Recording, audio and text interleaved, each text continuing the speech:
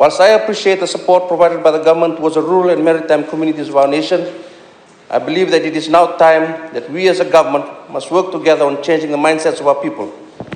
Over the past 16 years, a culture of dependency syndrome has been developed. This obviously drains out resources that can be better allocated towards efforts of poverty reduction and investing in education for future generations, for instance.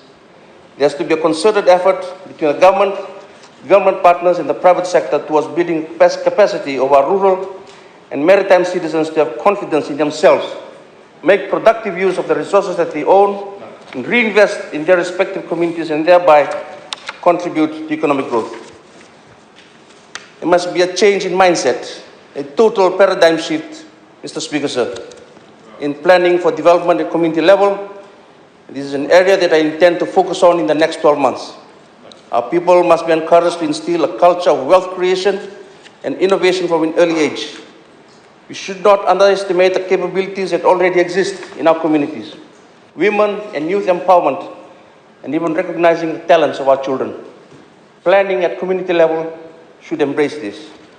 I acknowledge the establishment of the Strategic Planning Department in the Ministry of Finance, and I believe that this will assist in better coordination in planning for development at all levels, national, divisional, district, and community. Mr. Speaker, sir, as part of the Rural and Outer Island Development Program and decentralization of services, and to curb rural to urban drift and transforming the landscape of our communities, the Ministry plans to strengthen guidelines and frameworks for rural development in the next 12 months.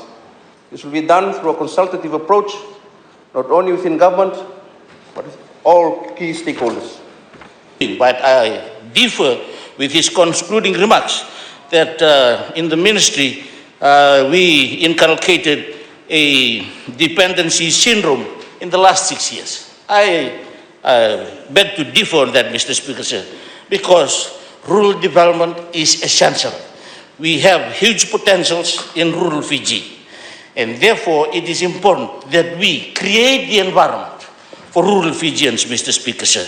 There are constraints, there are challenges. What we as leaders, we as planners must do is convert those constraints and challenges into opportunities, because there are huge potentials and opportunities that can only be realized when government creates the environment for our rural people, Mr. Speaker, sir. Again, the way we live is changing. I've talked about resilience in development. I've talked about sustainability in development, Mr. Speaker, sir. And that is why the Governance for Resilience program was in place together with the UN, Mr. Speaker, sir. It's about risk-informed development.